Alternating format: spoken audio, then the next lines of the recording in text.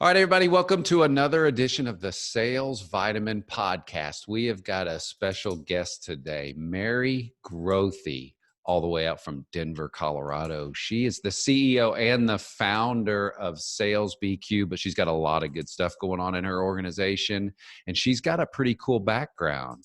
Started off as a sales assistant and then worked her way up. She broke all kinds of records and started her own company. So we're going to talk about that today and talk about sales BQ and what that means. So Mary, thanks a lot for coming on today and just taking some time out of your busy day. Hey, I'm so happy to be here, John. Thank you. I love the premise for the show. I'm excited to drop a nugget today, or as you call it, a vitamin. Yeah, that's right. That's right. We're gonna have a lot of sales, probably a whole jar full. So I'm excited about that. Tell me about and I know your story's really neat. So, you're 22 years old. You're a sales assistant, but you became an understudy to a real successful sales manager. So, kind of walk the listeners through that and how much that plays into who you are now as a sales professional. Yeah, I want to give you a tiny bit more of the backstory because I Okay. think it brings so much more power to my experience. I had a really rough childhood, but some cool parts are I grew up in the performing arts. So I'm no Okay. stranger to being on the stage and performing. So I was a triple threat actor, singer, dancer, and performed in so many different shows. My dad was an actor and an opera singer. We lived outside Chicago, so he was in a lot of films and performed at Second City for people who know that. My mom was a choral director and pianist, classical pianist. And so really cool childhood from that perspective, but it was really, really rough the way that I grew up. And I know a lot of people can relate to stories like that, but our house was full of alcoholism and abuse and other things. So what was interesting is when I turned 16, when I turned 15, I started working and was fully supporting myself. My parents had fled across the country. They left our life with a lot of debt and bankruptcy and a lot of bad stuff, put Wow. us all in a moving van, drove out to Colorado from Indiana.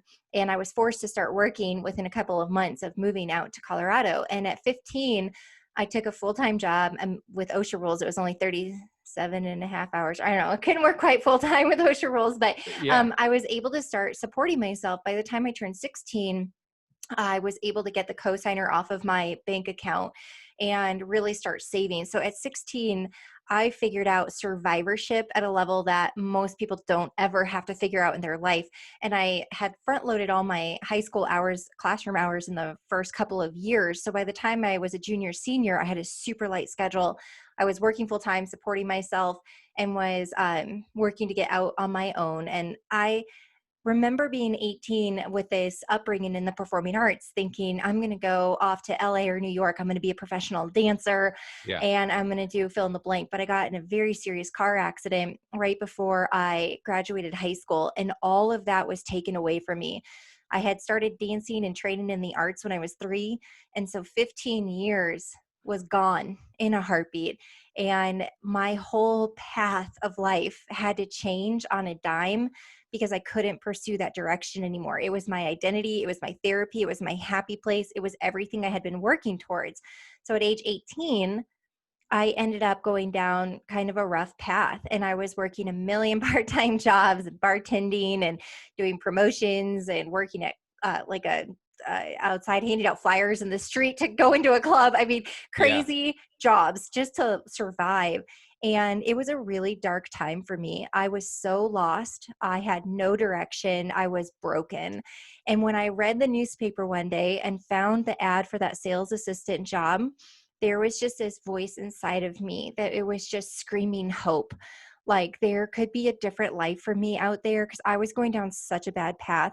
And at 22 years old, I did that interview. That manager did not have to say yes to me. I didn't have a degree. I didn't have professional experience, but he said yes. He saw something in me that my own parents never saw in me. No one had believed in me to that point, and he did. And it was 2 years, two of the most rewarding years of my life, because it was the first time I felt like I had a family. It was the first time I felt like I had directed purpose and that people were identifying my talents and translating for me how my talents could turn into something impressive and make me a lot of money. So that 2 years, I working underneath the number one sales manager of the country. So of course we had the number one sales team. I was Yeah. very young, had a lot of growing up to do, but they took me in. And for 2 years, I studied underneath them. When I got that opportunity to get a spot on that mid-market sales team at age 24, I had so much pressure that I put on myself to prove everybody right, that believing in me was the right choice. And I just felt like I had so much on the line. Plus, I'm such a naturally competitive person that I took the gal's number. So that the number one rep in the role the year prior did 300,000 in revenue. My manager gave me a $150,000 quota. I'm like, what? You gave me a baby quota. Like, what in the world? He says, I just want to set you up for success. And Yeah. I said, no, I'm not selling 150,000. I will not settle for anything less than 301,000. Like, I have to beat the last one. And he says, well, if you really want to go for a goal, why don't we just take it month by month and see what you're really capable of? Well, in the first month, I sold over 30,000 in revenue, which would have put me on track to do over 300,000. And Wow. so I was like, if I can do that in the first month, what can I really do? And so together, my manager and I set a pretty crazy goal. I ended up selling 758,000 in my first year, which was more than number 2 and 3 combined on the rankings.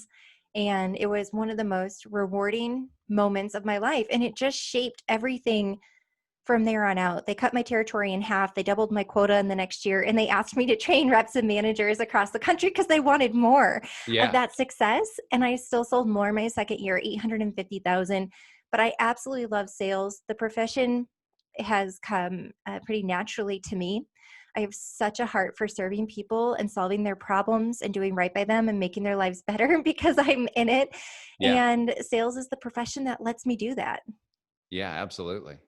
Yeah, that's a powerful story. So you have a lot of success, and you worked 8 years doing that. When did you say, you know what, this whole BQ and because there is the EQ and the Mhm. IQ, but you put together a BQ. When did you start figuring that out?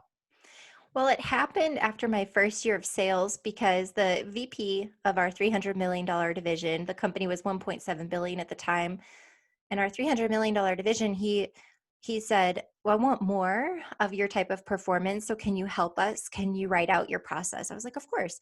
So I wrote a playbook, and then some reps adopted it and they improved performance, but nothing like what I was doing.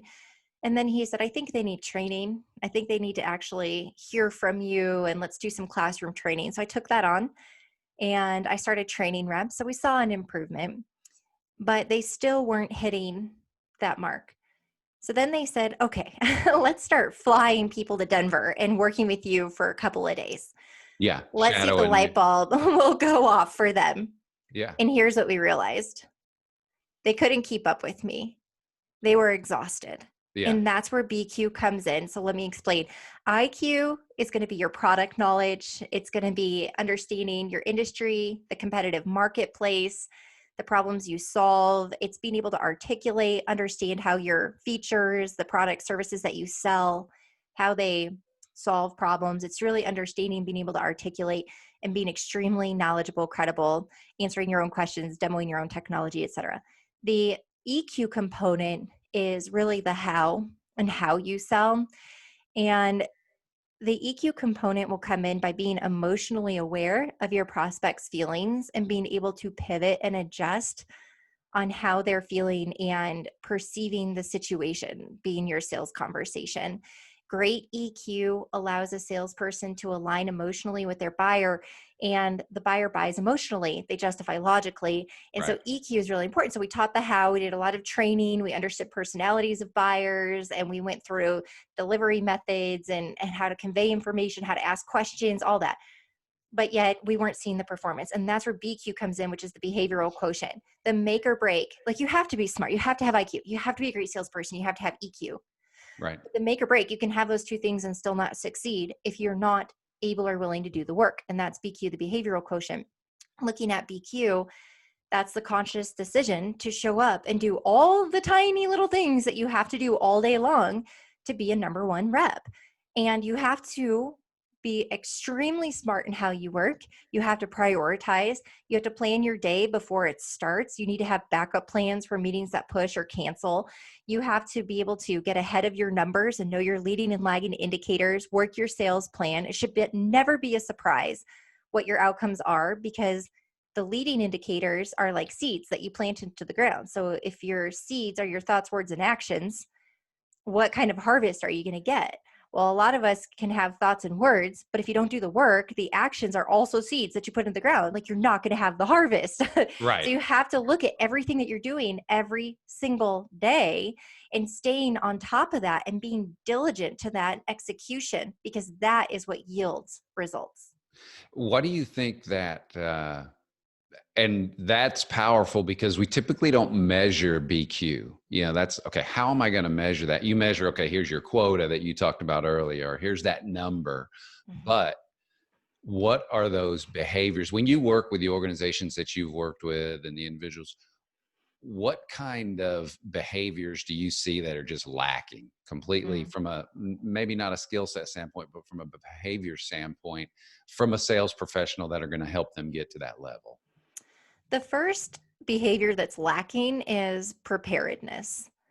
I Okay. see a lot of reps show up to work in the morning and then start to plan their day. Well, you've already missed the mark. Right.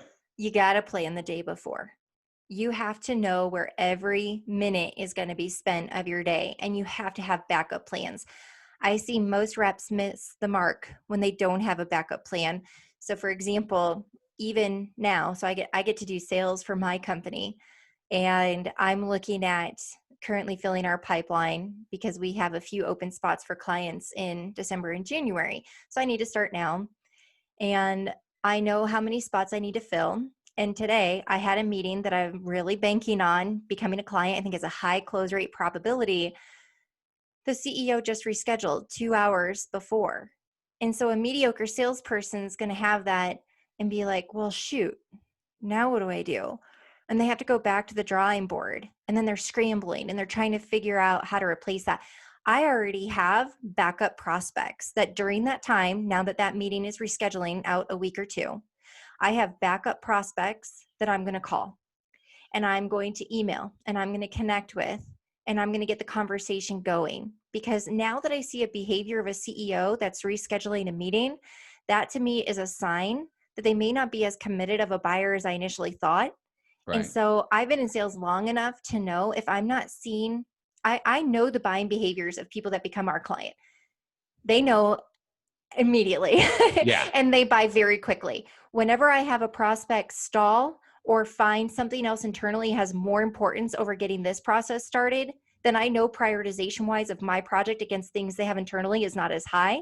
I know they're not as serious of a buyer. And that's the first sign to me that I need to lower the probability rate. And so I have a backup plan. So during that 45-minute window that rescheduled, I now am going to be purposefully engaging with 3 additional prospects. That's the type of behavior that most mediocre salespeople have, where they just go, oh, shoot, now what do I do? And then they're not purposeful with that time. So when it's preparedness, it's mapping out your day and it's knowing if anything moves or adjusts in your schedule, what are you going to do with that time? Not, well, I guess I just got a break I didn't think I was going to have. Maybe I'll just Yeah. put my feet up for a little bit. Maybe I can get a walk in and I'll go walk the dog. Like, yeah, those things are cool, especially in this work from home environment we're in right now.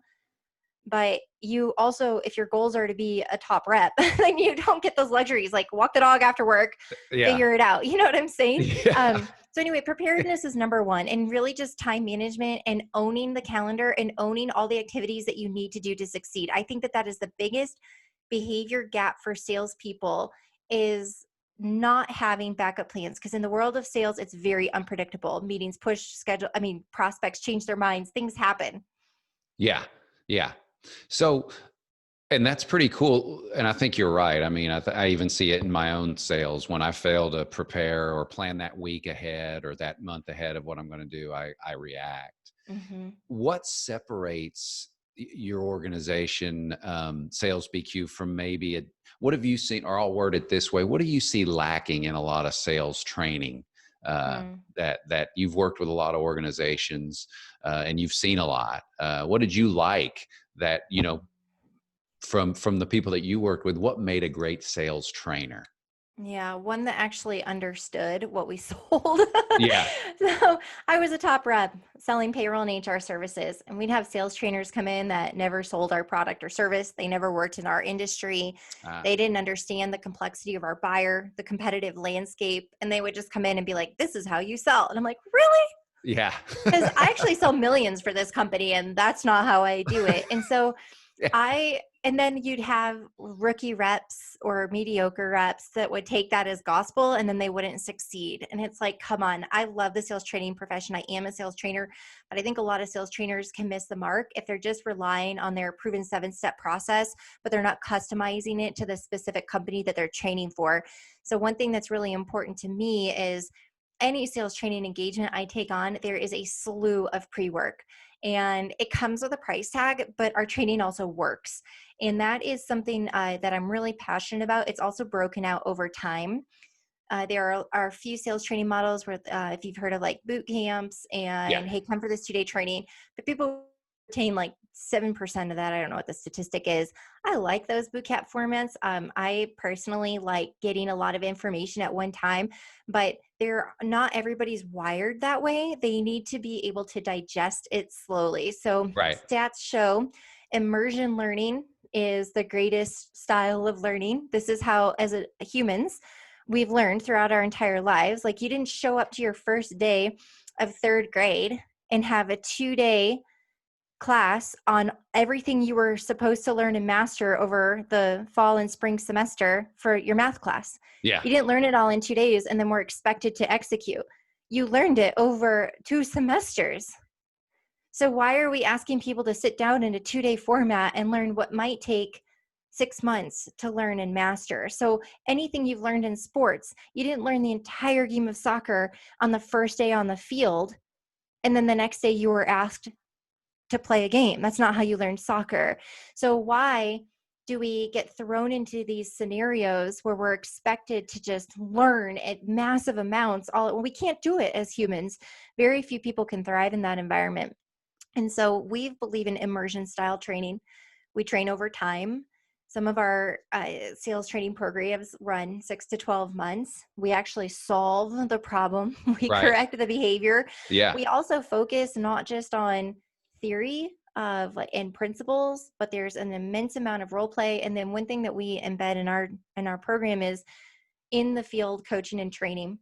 So people act one way in a classroom, but then when they actually have to execute on a sales call, something crazy happens. They do what they've always done and they don't apply the new learnings because it's scary. Yeah. It's not rehearsed. It's an unknown quantity.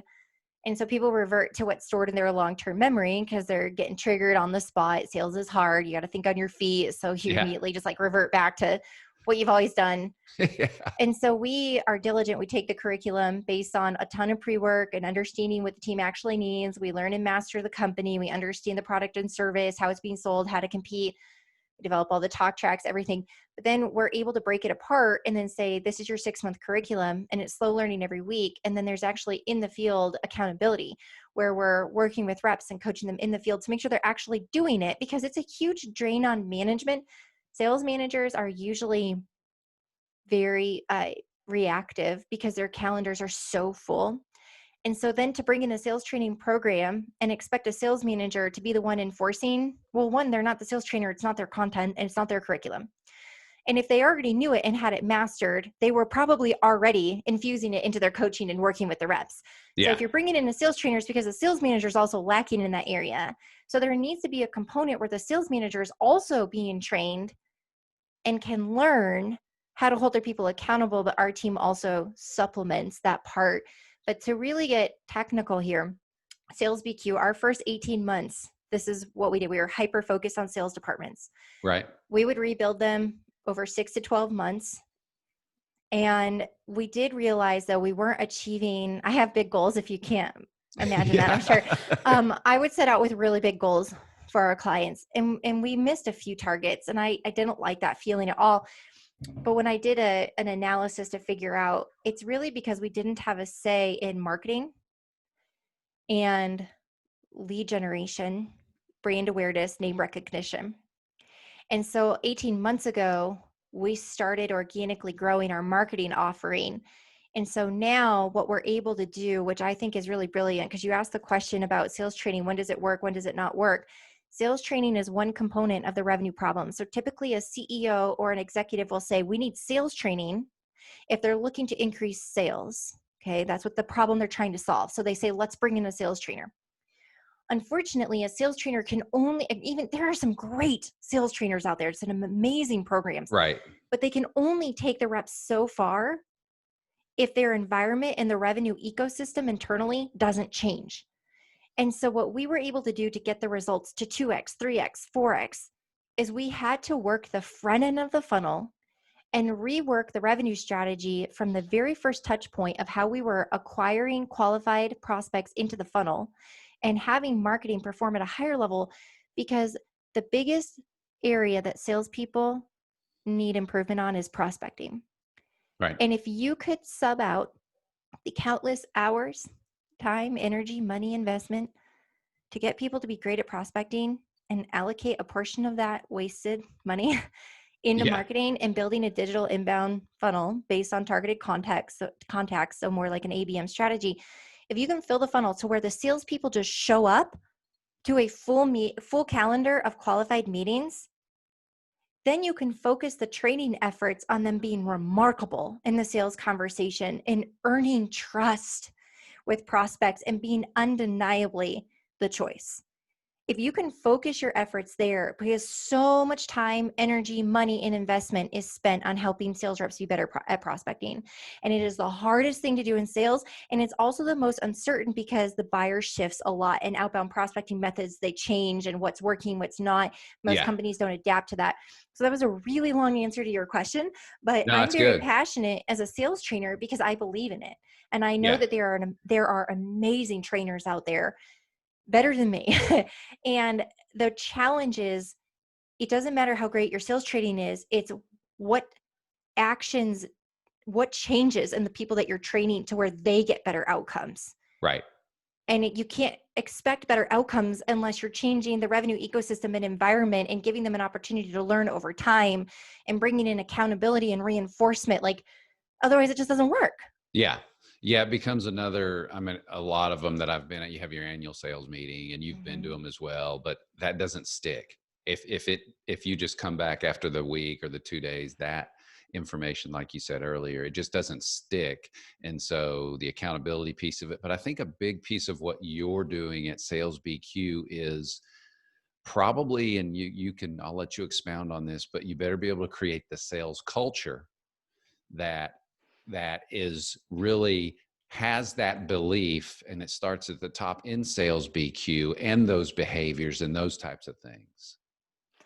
Of course. And you can break it down into so many levels. Look at how a salesperson is motivated, either extrinsically, intrinsically, Right. or they're altruistic. Most altruistic people, because they have hands of service, they care so much about serving people. They're better in an account management or customer success role. So you don't see a lot of people with high altruism in a sales role. But you do find, I think, so Dave Curlin at Objective Management Group publishes these stats, and this may be a little bit outdated, but I remember a stat from last year. I think it said only 13% of top performers are extrinsically motivated, and 87% are intrinsically motivated, Hmm. and 0% of top performers were altruistically motivated. And so when you look at the question is always, well, can you have traits of both? Absolutely. So I'm a high intrinsic, very low extrinsic, but I have a lot of altruism in me, which puts me in a great position running a company. And Yeah. because I care so much about the outcome and serving other people, and so it's a great spot for me. But if you look at a salesperson, you put them through just a regular training program, what are you doing in the ecosystem and the environment? Because top sales performance doesn't just come from training. It doesn't just come from the execution. It comes from the inside, and what their urgency is, what their excitement is, their passion for the role. So much of the execution is fueled by internal desires. So if you look on, there's a free quiz at salesbq.com. Just take the BQ quiz and you'll get an output. It's free, and I'll just jump on there. You can take this quiz and it'll give you a BQ score. But there's 4 quadrants. On the top is how you think. It's your mental mindset. Your mental mindset fuels your emotional state. It triggers either a positive or a negative emotion. And based on your emotional state is how you show up. It's your actions. And then, of course, actions yield results. The Right. performance metric comes from your actions. It comes from your doing. So at the very top, the mental mindset in how you think. Okay, well, how you think when a piece of information enters your mind. So like today, I told you right before this interview, I had a meeting reschedule. Yeah. So guess what happened? A piece of information enters my mind. My initial story is, well, shoot. I had really high hopes for that prospect. They were a perfect ICP fit. Maybe this means they don't want to do business with me. They're not serious. Oh my gosh, what if we don't get this client? My motto was really based on this client coming in and geez, I love their business. I know how successful we could be there. This is a huge hit, man. And I started to go down a negative path that was triggering negative emotions. And I said, hold the phone. I will not allow myself to have a negative reaction. This is just a meeting reschedule. He did not respond and say, I don't see you as a valuable partner. I'm canceling and never talking to you. Right. It was a very legitimate reason for rescheduling, and he offered up times for this coming week. And so I shifted the narrative in my head to say, the reason he rescheduled was because of a customer who had an urgent situation. That's a very good quality in a CEO, is valuing their customer experience. So I shifted the narrative and all of a sudden I started talking through, and I don't have to be concerned because I already planned 3 backup prospects. So I'll just use that time for calling. I shifted the narrative. All of a sudden my emotional state changed. Right. And then I was in a positive emotional state. And then now I'm actually excited to do the actions I need to do, which are those 3 backup calls during that time slot. But I made the decision because I was aware and I acknowledged how my mental mindset was altered based on a piece of information, which triggered a negative emotional state. I changed it. Now I'm excited and I'm going to do the actions required to get great results. Yeah. That's BQ. That's the wheel. And so when you look at all the things that filter into motivation and emotional state and what's bringing your salespeople joy and excitement, and why when they wake up in the morning and they're ready. Like they couldn't think of anything else they'd rather do with their time than to be with their prospects and their customers today and get really great outcomes and to perform. How do you get them into that state? And you can do that through a lot of different ways that don't rely on sales training. So Right. it's an ecosystem of producing revenue that actually, if you're relying on humans to do the work and not robots, then you got to play to humans' strengths and you have Right. to treat them like human beings. And salespeople are expensive and unpredictable. So what are you doing to lower that and create that high performing sales culture? It starts with all this gooey, whatever stuff, mushy stuff, Yeah. about caring about people. Right. No, absolutely. As a sales leader and an owner, and you've been a sales manager, how important is expectations? Setting those expectations for your people and actually your Yes. sales leaders too. I'm sure you talk about this with the CEOs, not because I bet you see some of them have. I can tell you, Mary Grothe has very high expectations, so she's going to set Mhm. high expectations. But Yes. not everybody does that. But how important is that? Yeah, well, it comes from the top down, right? So, number one is you have to walk the walk because your actions speak louder than your words. So, when you're setting expectations, you can't be one way and have a different expectation of your team. So, if you're looking at setting a culture of high performance and high work ethic, you can't be the leader that's checking out by 2 o'clock and taking afternoons off and showing up late to the office and talking about your golf outings and your long weekends and your vacations and your trips. Like you have to play the same game. You have to be in the same atmosphere, the same environment with your team. They will look up to you. They should aspire to be like you. So how you show up sets the tone. So level number one in setting expectations is be the person you want them to be. Otherwise, if you're somebody else and you're performing at a lower standard or you're not showing up that way all around, you can't expect your people who are looking at you every single day because they'll play to your level. So if your level is lower Right. than your expectation of them, don't expect them to perform higher than you. And when they do, if they do perform higher than you, then they will resent you. because you benefit from their production. Most sales management, sales leader comp plans have bonuses in there based on their team's performance. So it Right. can actually cause resentment if you have a high performer who's like, I'm making so-and-so all this money, and this joker shows up to the office at 9 o'clock and leaves by 2, or isn't putting forth the effort, or doesn't answer my calls. They can't seem to respond to an email quickly. Like whatever it is you expect your team members to do, you have to do it. Because then when they see you and your actions, so this is something I learned, John, when that number one sales manager that I got to report to, his work ethic was pristine. He was also a family man, and he still made time for his kids. And so every now and then, he'd check out, he'd go do a school play, conference, something, a sporting event. He was very mindful of that, but he was the first one in the office every day. He dressed to impress. His emails were always responded to. His phone was always picked up. He was always in the field when you need to be. It was unreal. It Yeah. felt like there were 10 of him. He Yeah. was calm all the time. He never overreacted. He was curious. He would seek to understand. He was great at asking questions, but he carried himself in a way that people said, I want to be like that. There was a reason he was the number one sales manager in the country, is because he was up here and he pulled everyone up on that team. So when you're setting expectations, rule number one is you have to be the expectation or better. Number two is you have to communicate the expectation and gain agreement on it and have a repercussion if it's not followed through. So the biggest mistake people make when setting expectations, they are assumed expectations and not communicated. This happens in our personal lives. It happens with our spouses, our kids. It happens professionally. We assume that somebody understands an expectation. So if you don't communicate the expectation, have them repeat it back and agree to it, you'll be set up for failure. You'll be set up for disappointment, because the person won't execute and they'll have zero idea that they missed an expectation because it was never communicated and agreed upon. So agreeing upon an expectation is a step also missed. So sometimes you'll communicate it, Yeah. but maybe you talk fast like me. Maybe your meeting agenda was super full and you covered like 10 things, 5 too many.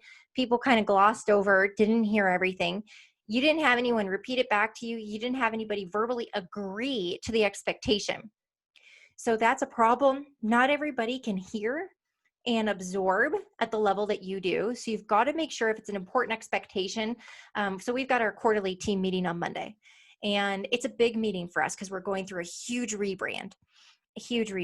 We're keeping Sales BQ for the Sales Academy and that training, but the work that we do with CEOs, where we go on contract for a year and we rewrite their entire revenue strategy. I mean, everything from marketing through sales, customer success, and revenue operations, the technology layer, all of that is moving under a new name, a new brand. Our work with CEOs is going to be separated out from the sales training work that we do. And so while we're going through this, we have a quarterly meeting on Monday. It's a big meeting. Do you know what my expectation is? People show up, they're purposeful, they're powerful, they're ready to contribute. We are rewriting our 12-month program. We're fine-tuning it, and it's going to take a ton of brain power. I need people to be fresh. I need them to be prepared to contribute. I need them to digest the agenda ahead of time so that they have had a couple of days to sleep on it and can come in and be ready to think on their feet. Well, I can't just show up Monday and be like, okay, guys, ready to deep dive and we're going to rewrite this whole thing if I don't communicate and gain agreement.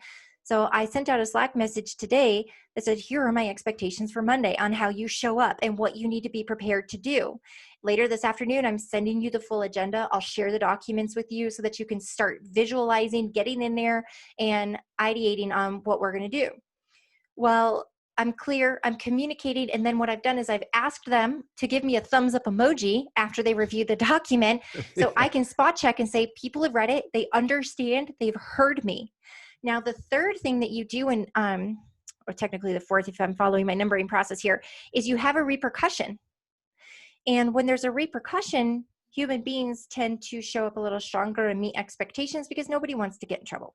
Right. And so you'll say, if anyone fails, and I didn't say this because I don't need to do this with my team, we don't have a problem with this. Right. But if you have salespeople or anyone where this is a problem, where they're not meeting expectations they've agreed to, is you've got to be crystal clear. If you come to your next one-on-one meeting and you don't have fill in the blank, whatever your expectation is, they gain agreement on, then we have to fill in the blank, and there's a repercussion. And so you've got to be prepared to have that step. And then you have to actually enforce it, because salespeople are like children. I'm allowed to say that because I am a salesperson and I have a child and I see so many similarities. But we will push the envelope. We will see how much we can get away with. Salespeople, the best salespeople, have really unique personalities. I Yeah. love us. And I know that we find shortcuts. We find faster ways to do things. We find ways to sometimes work the system, but ethically, right? Because we're always looking for maximizing our efficiency and producing incredible results. And so with that characteristic also comes the ability to think like, well, if it's not enforced, then I guess it's not a rule. So then your salespeople won't take sales management seriously if they laid out a repercussion and didn't follow through. Yeah. Yeah, absolutely. And that's powerful stuff. That's a whole lot of sales vitamins right there. So I hope all the listeners were listening to that. That's a good segue into my next question, which will be the last question for you. But before we get to that question, tell everybody where they can get a hold of you. I know you're going through the rebrand, and you've got, you're separating the entities kind of from the CEO and VP coming in and doing a full, revenue sales growth deal versus the sales training. But where's the best place for people to get a hold of you, to get in touch with Sales BQ, and what are the main pieces of your puzzle right now if they needed to call you? Hey, here's how we're going to help you. Yeah, the best place to connect, just you can email info@salesbq.com. That'll come through to me and my marketing manager. And you can connect with me on LinkedIn. Just find me, Mary Grothe. Instagram is Mary Grothe. Twitter's Mary L. Grothe. And you'll notice here by December or January, we're going to have, so December 2020, January 2021, depending on when you're listening to this, we'll have the separation between the two. They'll be very interconnected. And then you'll see that new 12-month offering. The best client for us is a CEO. It's Okay. on the low end. They're between 3 and 5 million, and they've just plateaued. They don't know how to get to that 10 million mark, 15, 20 million mark. Some of our clients come to us when they're much bigger than that. They're actually at 30 or 40 million, Yeah. and they're really trying to get to the next level. But that's about as big of a client that we would work with.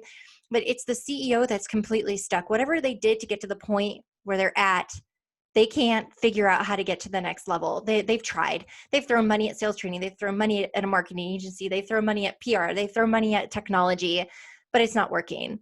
And they need us. And we go on for a year, and they get my head of marketing, a head of RevOps, and a head of revenue, which is sales and customer success, and as well as the depth of our team for the execution roles. And we come in, we roll up our sleeves, we actually do the work for the year. We're not a consultant. Yeah. It's like, pay us 50 grand and we'll give you a playbook. That's not how it works. We go on contract for a year. We're like staff aug. We work with the team, and we just completely revitalize how revenue is produced. We build a system so that it's predictable, it's scalable, it's not dependent on key performers. You could really plug anybody in to run it. It makes people a lot of money. It's a great program, but we want to talk direct to the CEO on that.